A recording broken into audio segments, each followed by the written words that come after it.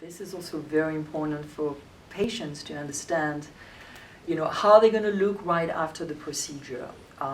So it's interesting because I show patients right after the needling. I have a little mirror where I show them a little bit of the swelling, and can be sometimes quite extensive under the eyes because I like to work on this area. I think this is an area that shows age pretty fast when you get into your 40s and 50s.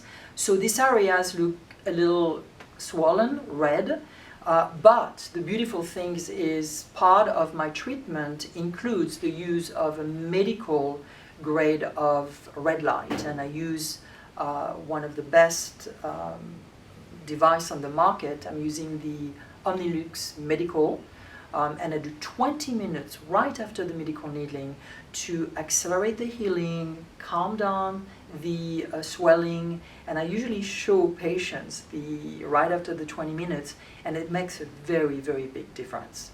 That being said, the patient will leave looking a little bit sunburned. It's very similar to a sunburn.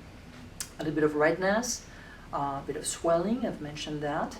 And the skin is going to heal extremely fast. The next day is usually the more challenging day because the skin looks pretty tired from, the macro trauma that we've created in the skin.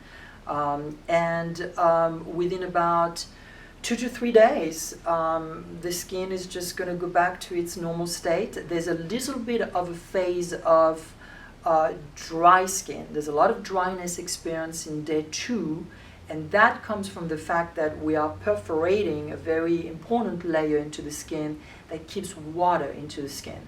So we see what we call a transepidermal water loss. It's water being lost from the skin, and then we get a little bit of a sandpaper effect, and that is very transient. And we have actually products that we give to patients to be able to manage this transient dryness.